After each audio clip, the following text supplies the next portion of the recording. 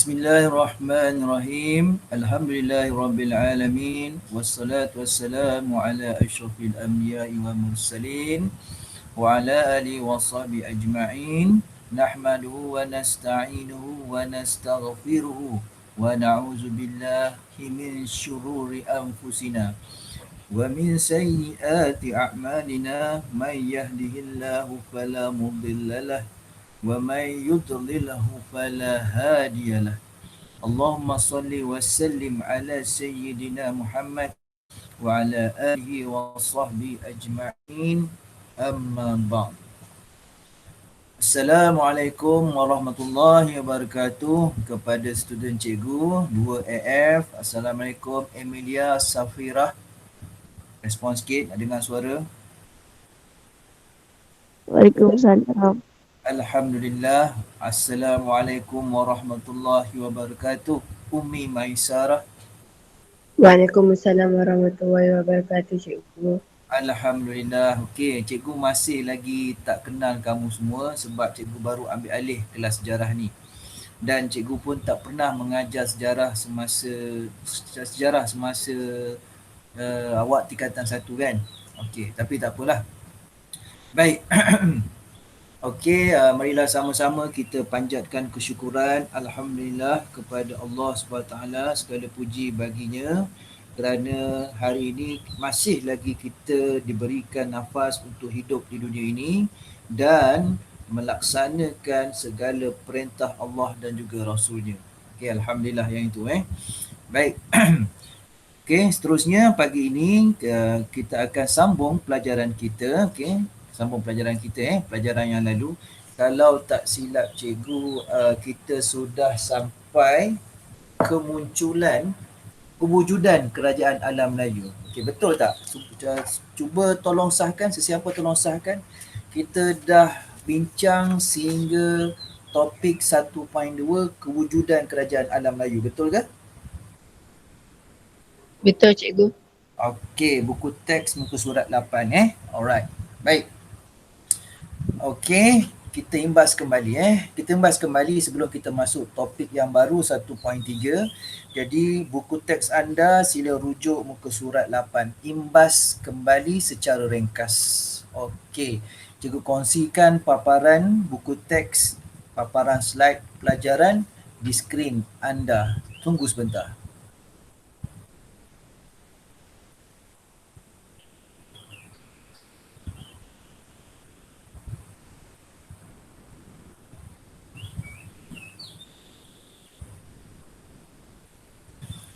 Okey, cuba respon pada cikgu. Adakah anda melihat paparan yang cikgu kongsikan? Respon? Jelas, cikgu. Alhamdulillah. Okey, baik. Cikgu nak tunjukkan buku teks.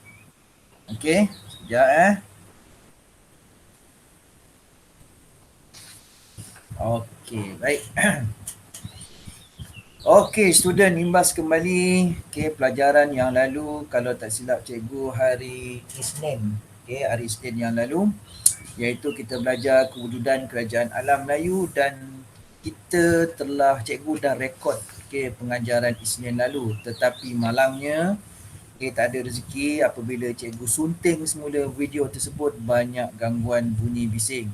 Sebab cikgu melaksanakan kelas pada hari Isnin tu di tempat yang ramai orang. Ada cikgu-cikgu lain juga yang masuk bilik tu. Sebab cikgu bertugas di sekolah. Okey, jadi itu sebabnya banyak gangguan bunyi bising dan dia menjejaskanlah kita punya penyampaian, cikgu punya penyampaian.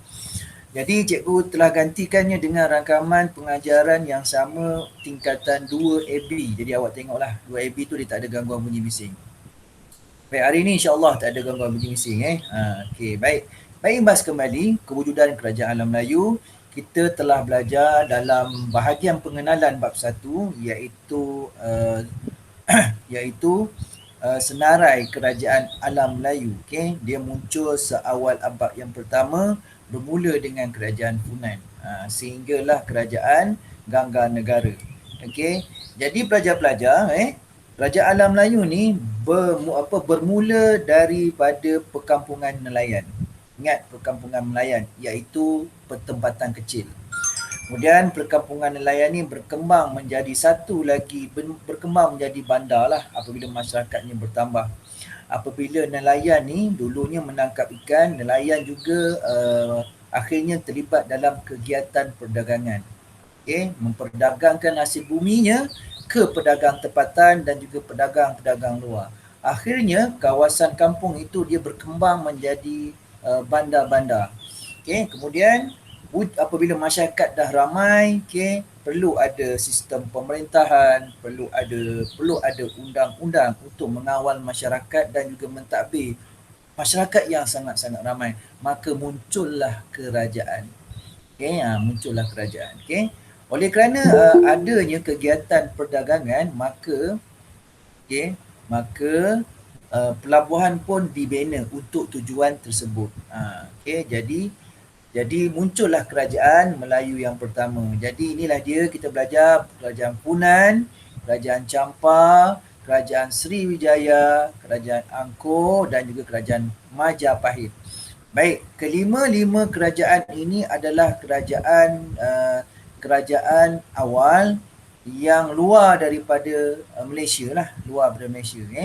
Malaysia ada dua wakilnya, ada dua kerajaan alam Melayu di Malaysia, kita patut berbangga, iaitu kerajaan Kedah Tua pada abad ke-5 dan juga kerajaan Gangga Negara pada abad ke-6. Jadi semua sekali ada berapa kerajaan alam Melayu? Ada 7. Jadi kalau awak belajar buku teks yang lain, atau buku teks buku teks KBSM, buku teks lama, kerajaan alam Melayu juga kita boleh sebutkan sebagai tamadun awal Asia Tenggara.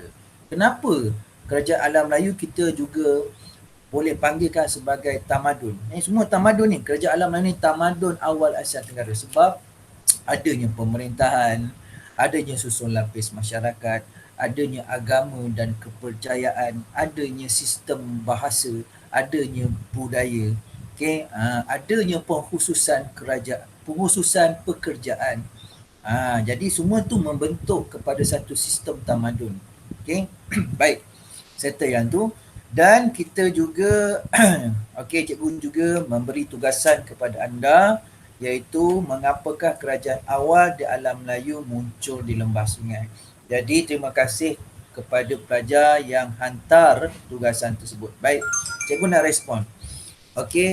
Ada beberapa perkara atau tukuran cikgu nak nyatakan terhadap tugasan kamu. Baik, tengok kat sini. Tengok berapa orang masuk? 3 orang. Baik. Kita salin balik semula soalan dia. Soalannya mengapakah kerajaan alam Melayu? Baik. Tengok sini. Mengapa kerajaan awal di alam Melayu muncul di lembah sungai? Cikgu bagi berapa markah lupa dah. 6 ke? 6 cikgu. 6 kan? Baik. Cikgu akan tunjukkan bagaimana, cikgu akan bimbing bagaimana kita menulis jawapan dengan baik. Kan? Cikgu bimbing hari ni.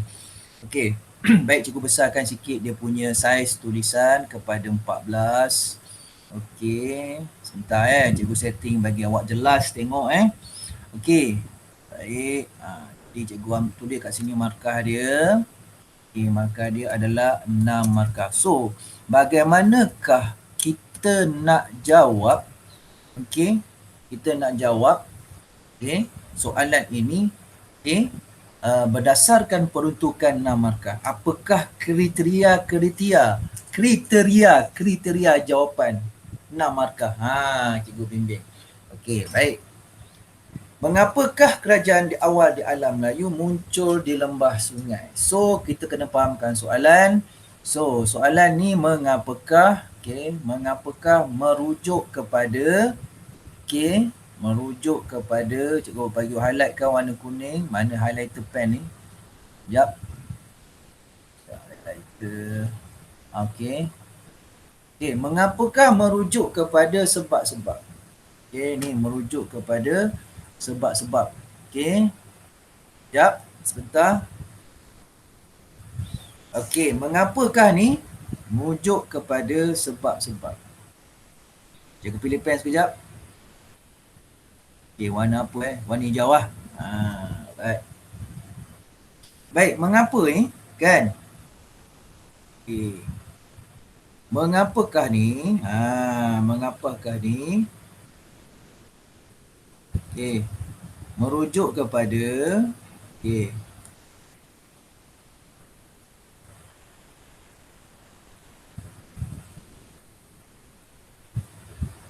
Ni kenapa tak boleh draw pula?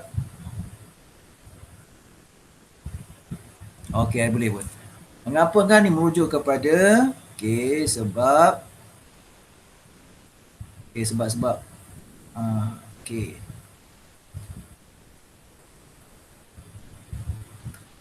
Sebab-sebab ataupun Faris, selain sebab-sebab dia boleh gantikan dengan perkataan apa Faris? Faris. Oh Faris. Tak respon dah. Umi, selain sebab-sebab dia boleh gantikan dengan perkataan. Faris? Apa dia? Tak tahu? F. Apa dia? Faktor cikgu. Pandai. Faktor.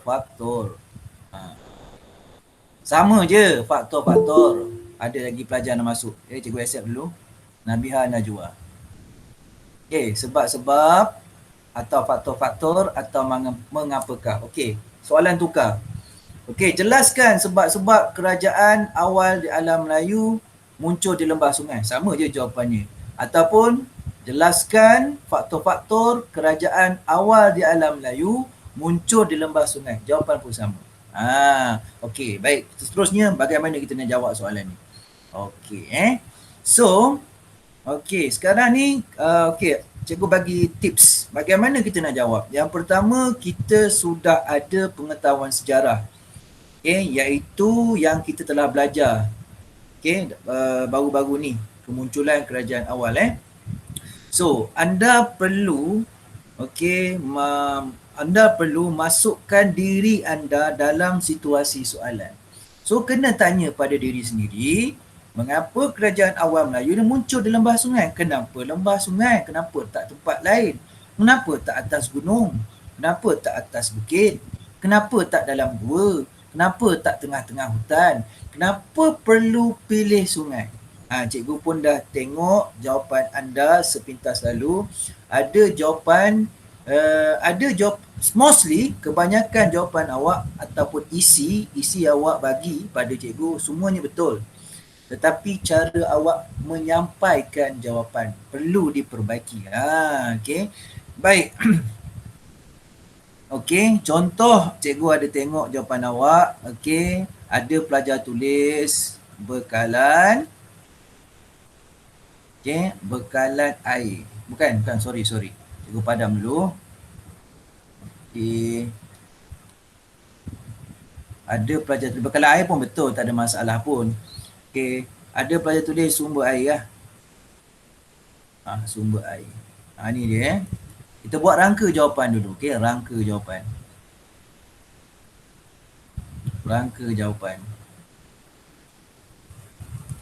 Sumber air. Air untuk apa? Faris. Sumber air untuk apa Faris? Mencuci pakaian.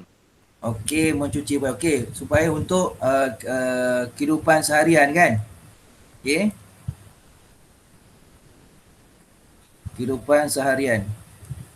Mencuci pakaian tu contoh. Contoh seperti mencuci pakaian. Baik, 1, 2, 3. Ni cikgu tukarlah warna supaya amat jelas, warna biru pula. Baik.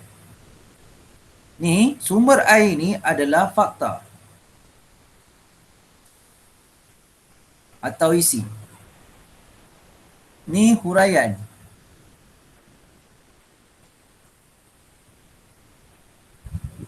Ni adalah contoh.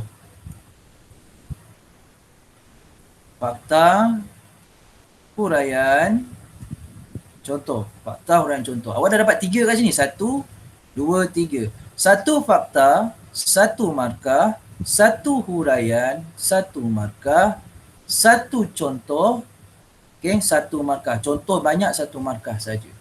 Okey. Baik, takkan nak cuci pakaian aja. Kan? Duduk terbang sungai nak cuci pakaian aja. Sebab nak soalan ni kerajaan ni, nampak ni? Kerajaan. Cuci pakaian aja. Okey, baik. Umi. Selain tu apa dia sumber air ni, Umi? Mengairi tanaman. Yes, pandai. Okey, sumber air untuk sistem pengairan. Sistem pengairan atau mengairi taman, sistem pengairan. Sebagai contoh, sistem pengairan dia? Sebagai contoh. Siapa lagi? Emilia. Apa contoh sistem pengairan? Menanam padi. Bukan, sistem pengairan menanam padi tu lain. Menanam padi tu betul, tapi fakta lain. Sekarang kita bincang sumber air dulu. Okey, contoh. Kerajaan awal dalam Melayu muncul di lembah sungai kerana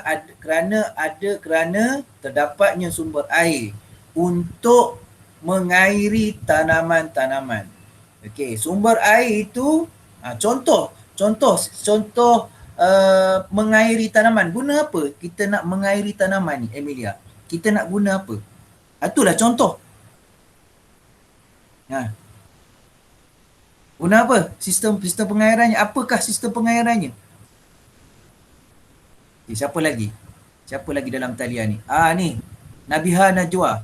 Apakah sistem pengairan yang digunakan untuk tanaman? Apa dia? Okey, baik. Okey, tengok ni. Ni sungai kan? Ni sungai. Sekejap. Okey. Tertekan. Dan ni sungai.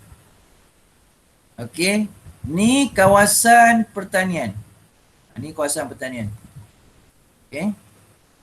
So, ni sumber air dah ada. Ni sungai.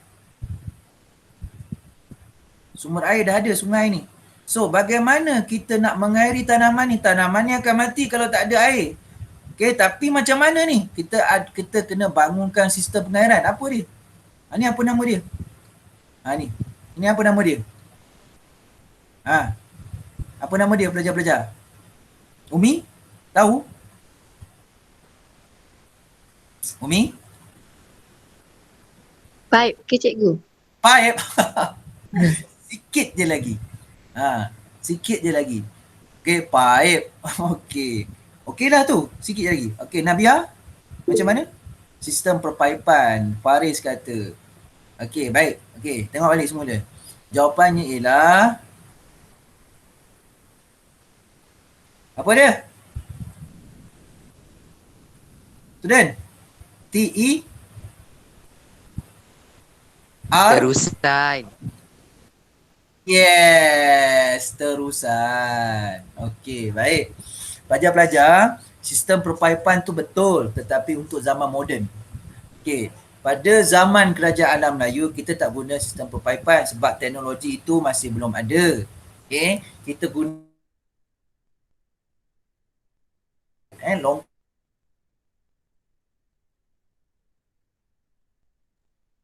air. Tetapi ini bukan sisa air, ini sumber air untuk mengairi tanaman. Kita panggil dia turusan. Kita buat satu parit yang besar yang menghubungkan sungai ke kawasan pertanian, dinamakan sebagai turusan. Turusan ni contoh, sistem pengairan ni huraian, sumber air ni fakta. So awak dapat berapa markah ni? Okey, 1 markah, pai merah. Ni 1 markah, 2 markah, 3 markah, 4 markah, 5 markah. Dahsyat. Okey, jadi ni berapa angka? Okey. Jawapannya kerajaan-kerajaan awal kerana terdapatnya sumber air. Titik. Sumber air tersebut digunakan untuk kehidupan seharian masyarakat tempatan atau masyarakat atau rakyat pun boleh. Okey, seperti bagi contoh mencuci pakaian, titik. Selain itu, sumber air juga digunakan untuk mengairi, okey, mengairi kawasan tanaman ataupun kawasan pertanian. Okey, dengan membina terusan contoh. Tengok dah ayat cikgu bina tadi, ayat yang cikgu bina ayat yang lengkap, okey, tidak tergantung dan tidak terlalu ringkas. Macam tu. Okey, jelas tak pelajar-pelajar? Faris, Emilia, Umi, jelas tak? Jelas Jelas cikgu. Jelas, okey, cikgu. baik. Sumber air juga. Okay, sumber air juga. Okay, dalam sumber air ada makanan. Buat macam ni. Sebagai makanan. Kenapa pula ada makanan? Nabiha jawab. Kenapa ada makanan? Apa contoh makanannya, Nabiha? Nabiha Najwa, hello, respond. Nur Nabiha Najwa, are you there? Mikrofon okey tak? Okay, tolong respon. Dalam chat pun tak apa. Nabiha. Senyaplah pula Nabiha ni. Kan? Okey, Faris. Apakah contoh makanan yang terdapat di sungai? So, makanan ni, makanan ni sebenarnya kita boleh paling nak cantik kita menjadikan dia sebagai fakta baru. Okey, fakta baru. Jadi, kita tuliskan di sini. Kita tukar balik pen kepada warna hijau. Okey. Baik, kita tengok kat sini. Okey, kita tuliskan sebagai sumber makanan. Okey, huraian dia protein. Membekalkan sumber protein atau makanan. Apa dia contoh sumber makanan, Faris? Faris? Di sungai? Faris? Yap. Yes, ikan. Faris malu nak jawab. Okey, tak apa. Ikan. Baik, berapa markah dah kat sini? Okey, tadi dah berapa? Tadi dah 5 kan? 5, 6, 7, 8. Banyak lagi pelajar-pelajar jawapan dia. Okey, seperti pengangkutan. Sungai juga kita boleh gunakan untuk tujuan pengangkutan. Okey, untuk menghubungkan dari satu tempat ke satu tempat. Sebab dulu mana ada jalan raya. Okay, jadi itu sebabnya sungai ni kita nak menghubungkan dari satu tempat ke satu tempat dengan menggunakan kenderaan air seperti sampan dan juga perahu dan juga kapal. Okey, baik, kita lihat. Okey, macam mana kita tulis jawapan dia? Kita tulis kat sini Baik, kita lihat kat sini. Okey, tengok. Macam mana cikgu bina ayat Baik. Salin balik. Kerajaan awal alam Melayu muncul di lembah sungai. Cuba besarkan sikit saiznya sebentar. Kepada 14 bagi jelas. Okey. Okey, gunakan kerana sebab soalan tanya faktor-faktor atau sebab-sebab kerana terdapatnya sumber air untuk memudahkan kehidupan seharian. Nampak ayat dia simple aja, tapi ada subjek dan ada predikat, tidak tergantung. Macam ni cikgu nak awak jawab elakkan tulis jawapan poin-poin dan ringkas-ringkas, tak boleh dah tak boleh. Untuk sejarah tak boleh. Okey, sejarah kena bina ayat. Okey. Baik, kita sambung. Okey, kita sambung. Okey. Jadi contoh sebagai contoh titik sini, boleh di sini sebagai contoh untuk mencuci pakaian. Nampak dah 3 markah di situ. Okey, sumber air 1, kehidupan seharian 1, memudahkan kehidupan seharian 1, cuci pakaian. Okey. Selain itu,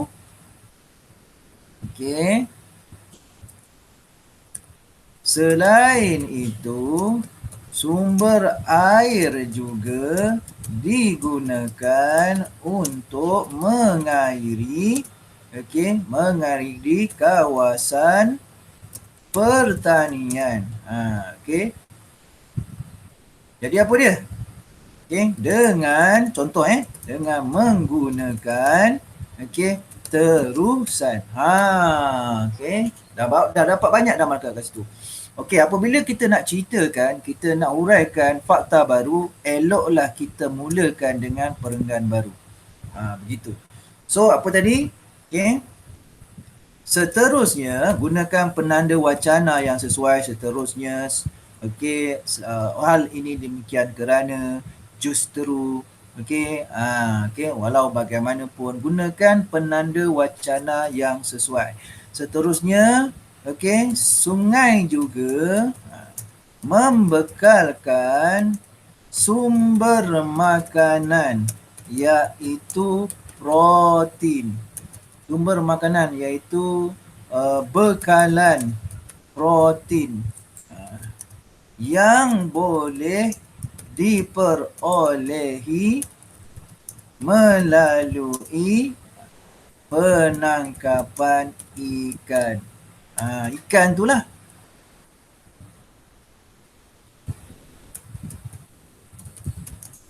Ikan. Nampak? Cikgu tambah lagi. Selain sumber makanan, sungai juga secara semula jadi membekalkan bekalan air minuman kepada penduduk setempat. Sudah tu, banyaklah tu. 6 markah, 2 perenggan macam ni cukup dah. Okey, baik. Jom macam mana markah kita dapat. Tengok sama-sama Baik, tengok di sini. Baik. Kerana terdapatnya sumber air. Fakta pertama. Ini fakta pertama. Untuk memudahkan kehidupan seharian. Memudahkan kehidupan seharian ni huraian. Huraian 1. Sebagai contoh untuk mencuci pakaian. Contoh 1. Selain itu, sumber air juga digunakan untuk mengairi kawasan pertanian. Mengairi kawasan pertanian, huraian 1 yang kedua. Ni huraian 1A, ni contoh 1A. Ni huraian yang kedua. Masih lagi fakta pertama. Nampak? Masih lagi kita cerita sumber air. Ni huraiannya yang kedua. Dengan menggunakan terusan. Contoh 1B. So, ada berapa markah kat sini? 1, 2, 3, 4, 5. 5 dah kat sini. Baik, seterusnya sungai juga membekalkan sumber makanan. Ini dah cerita lain. Fakta 2. Iaitu bekalan protein, huraian yang kedua, yang boleh diperolehi daripada penangkapan ikan. Ikan contoh 2. Selain sumber makanan, sungai juga secara semula jadi memberikan bekalan air minuman. Air minuman. Huraian 2B. Yang ni huraian 2A. So, sini dah ada 1 markah, sini dah ada 2 markah, sini ada 1 markah. Berapa? 1, 2, 3, 4, 5, 6, 7, 8, 9. 9. Tetapi markahnya 6. So, tak bolehlah bagi 9. Mana boleh 9 per 6 kan? So, kita kena bagi. Jadi macam ni dia punya markah. Markahnya ialah maksimum. 6 markah. Sebab maksimum sebab apa? Dah dapat 9. Pelajar-pelajar. Begitulah cara-cara kita menulis jawapan dengan baik. Elakkan jawapan yang terlalu ringkas, tergantung, tiada subjek ataupun predikat. Sehingga pemeriksa atau cikgu baca pun tak faham. Baik. Jelas tak? Student cikgu Faris. Okey Faris. Faris okey? Jelas tak? Okey, Umi macam mana? Jelas? Jelas cikgu. Okey, bagus. Emilia Safira, jelas tak? Jelas cikgu. Okey, bagus. Bagaimana dengan Nabia? Chat pun tak apa Nabia. Chat kalau ada masalah mikrofon ataupun malu nak cakap, tak mengapa. Chat aja. Okey, Nabia tak dengar. Tahulah mungkin ada masalah kot. Okey, baik. Begitulah pelajar-pelajar kaedah ataupun cara-cara kita nak menulis jawapan. Okey, nanti cikgu semak, okey, dan bagi markah kepada anda. Terima kasih yang hantar tu. Okey, baik. Seterusnya kita sambung dengan topik yang seterusnya, iaitu rujuk buku teks anda, buku surat seterusnya. Kerajaan alam Melayu yang masyhur. Muka surat 9 Okey. Pusat 9 Baik. Okey, kerajaan alam Melayu yang masyhur ini. Okey, apa yang perlu anda tahu? Okey, masyhur bermaksud terkenal. Boleh catatkan. Masyhur bermaksud terkenal. So, tengok dekat sini. Okey, tengok kat sini apa yang cikgu catat di sini. Anda perlu mengenal pasti setiap kerajaan alam Melayu sebab-sebab dia masyhur. Ada 3 sebab. Okey, yang pertama kenal pasti raja yang memerintah. Siapakah raja yang masyhur memerintah kerajaan tersebut? Itu yang pertama. Yang kedua, okey. Yang kedua, okey, wilayah penguasaan kerajaan tersebut kena beritahu. Okey, berapa banyak penakhlukan atau wilayah yang dikuasai oleh kerajaan alam Melayu tersebut. Yang ketiga, kemajuan ekonomi yang dicapai oleh kerajaan alam Melayu tersebut. 3 perkara ini adalah perkara penting untuk topik 1.3. Jadi buat catatan sikit dalam mana-mana bahagian atau dalam buku catatan. Okey, kenal pasti siapakah raja yang memerintah, raja yang terkenal. Raja yang terkenal yang menyebabkan kerajaan itu masyhur. Dia banyak raja banyak pemerintah. Okey, cuma dalam topik ini kita kena kenal pasti rajanya yang masyhur. Raja yang bertanggungjawab menggemilangkan kerajaan alam Melayu tersebut. Okey, jom kita lihat one by one.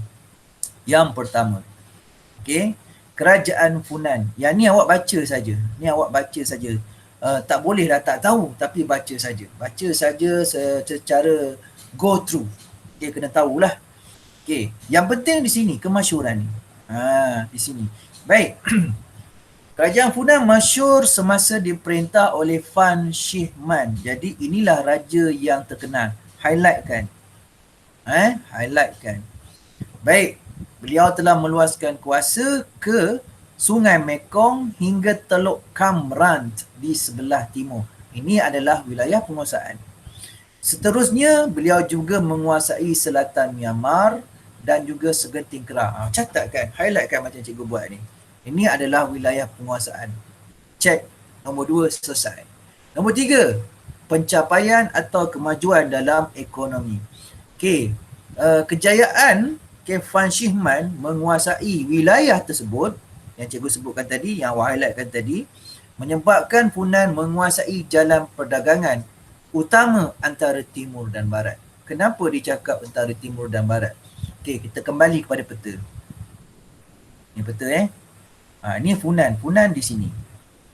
Okey, jadi Fan Shih-man menguasai, cakap menguasai apa tadi? Menguasai Sungai Mekong. Ni Sungai Mekong pelajar. Ni. Nampak tak? Ni Sungai Mekong ni. Sungai Mekong ni. So menguasai Sungai Mekong sehingga ke Teluk Cam Ranh. Ni ada teluk sini. Okey, Sungai Mekong sini.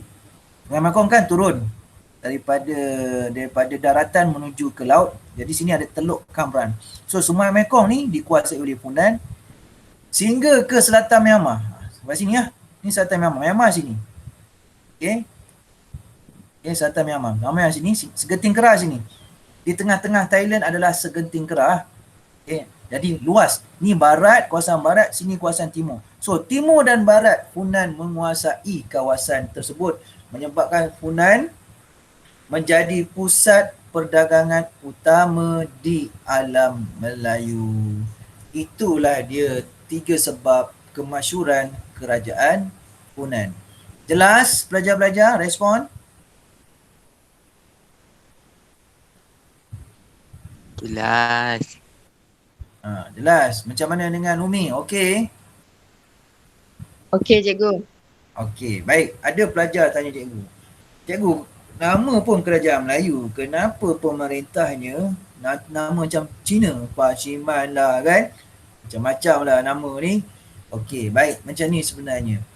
Okey. Yang kita belajar ini, sumber primanya, sumber prima ingat balik dalam sejarah tingkatan 1, sumber prima adalah sumber sejarah yang belum diolah dan belum ditafsirkan.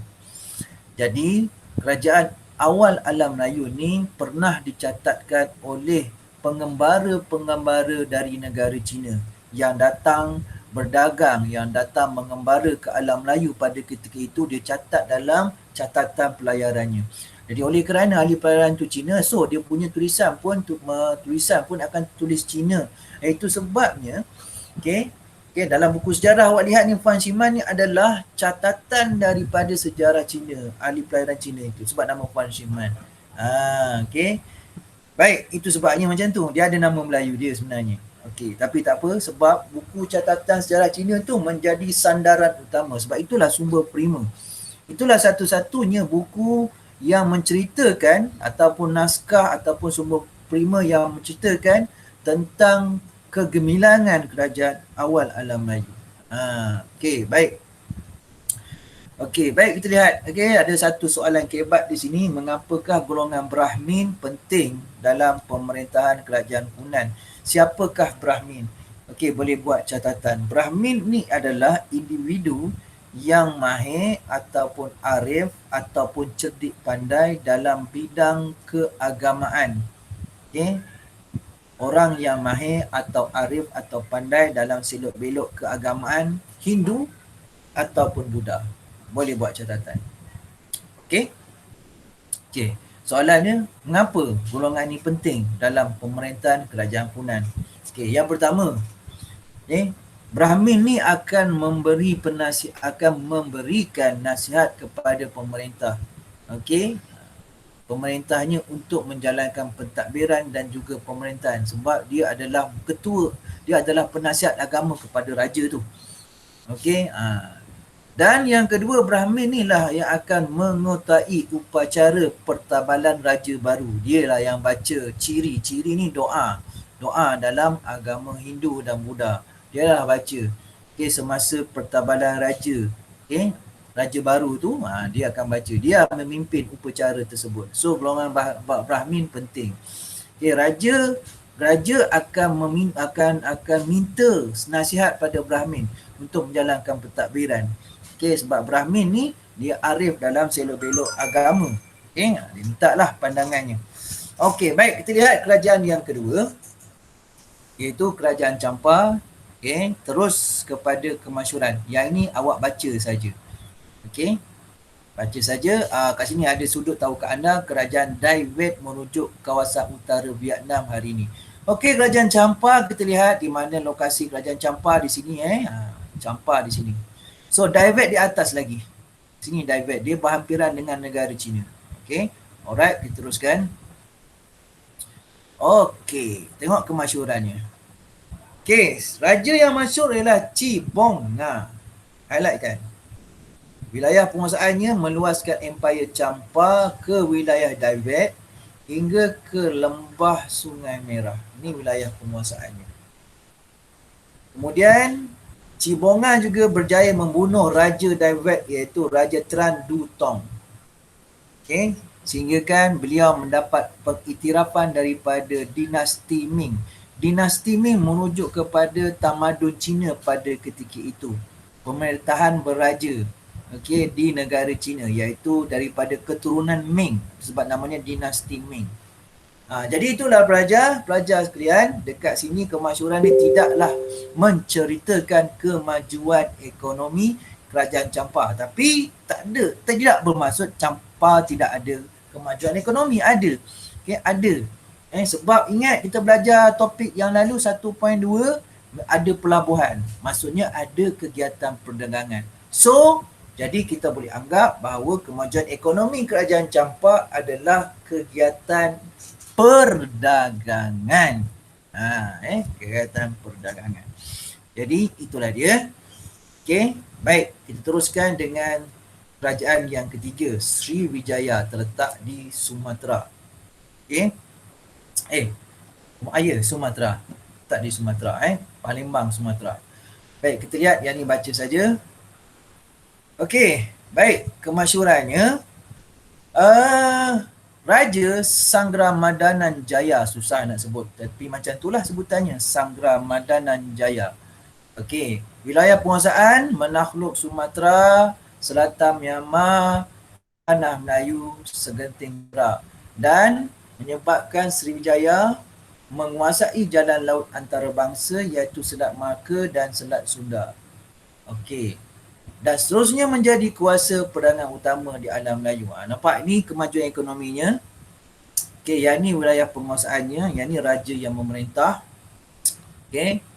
Dan Sriwijaya juga menjadi pusat pengajian agama Buddha. Okey, kita tengok apa peta dunia. Okey. Baik, peta dunia. Ni Sumatera Sriwijaya kat sini. Sriwijaya menguasai tanah Melayu. Ni tanah Melayu Segenting Keras kat atas ni. Ni atas ni, Segenting Keras ni. Selatan memang atas lagi.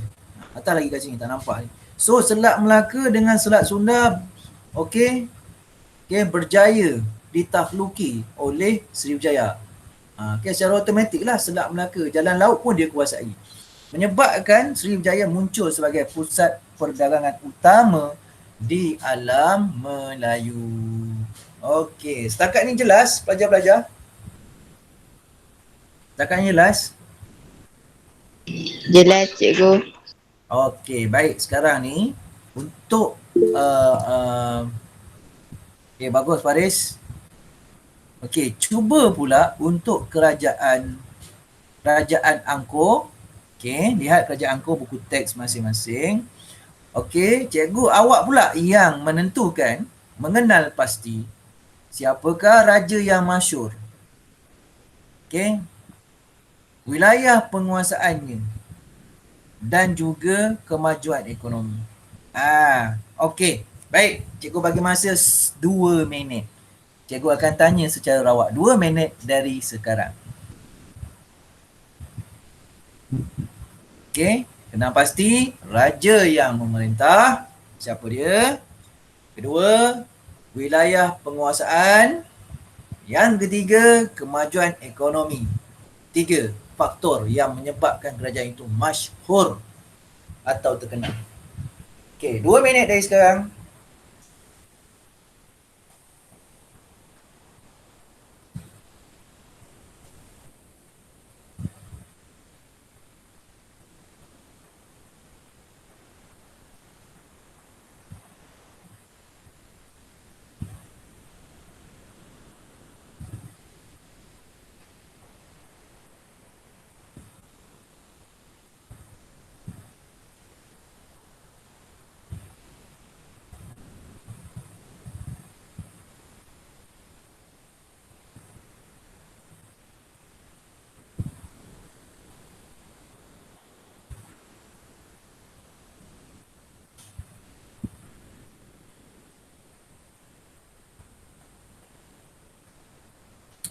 Okey, senang je kan, highlightkan aja. Okey, cikgu nak tanya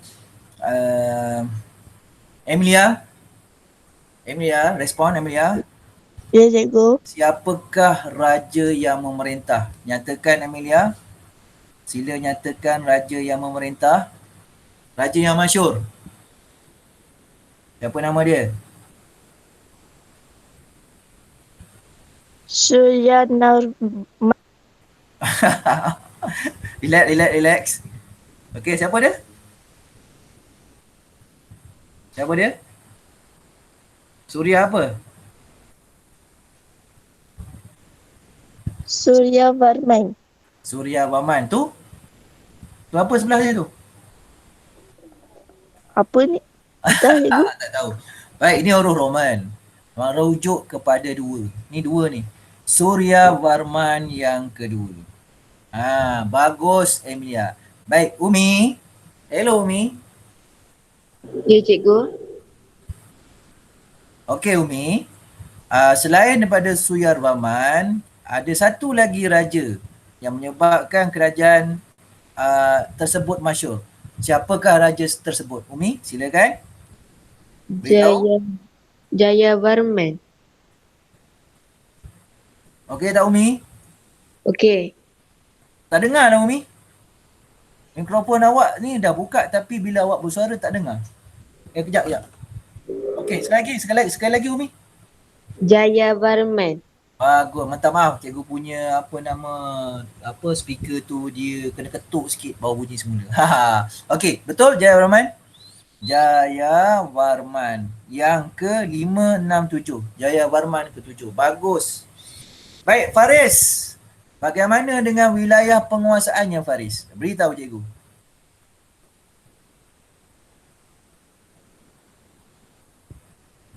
Faris. Oh, Faris. Faris nak tulis dalam chat kot. Beritahu je, buka mikrofon tu. Beritahu secara lisan. Senang, type lambat.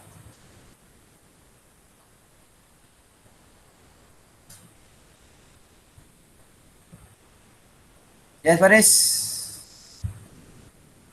Yes, good. Lembah Sungai Mekong hingga ke selatan Myanmar. Ini dia wilayah penguasaan. Okay, good job. Okay, nak tanya Nabiha pula. Tak jawab. Cikgu sambung. Okay, kegiatan ekonomi mewujudkan jaringan perdagangan antara pedagang tempatan. Pedagang tempatan ni pedagang angkor sendiri. Okay. Dan juga pedagang di sekitar. Okay. Pedagang di sekitar. Okay. Pedagang luar merujuk pada pedagang dari kerajaan luar. Mungkin kerajaan Sriwijaya ke, dia berdagang dengan angkor, itu pedagang luar. Okey, dan Jayavarman ni ada dia punya empire ni tersendiri, dia punya wilayah penguasaan iaitu sehingga ke sepadan 6. Okey, dan beliau membina Angkor Thom. Baik, buat catatan, Angkor Thom ni adalah pusat pentadbiran. Satu kompleks bangunan. Okey. Satu kompleks bangunan ataupun senang cerita buat catatan paling mudah kat situ, ibu kota kerajaan Angkor.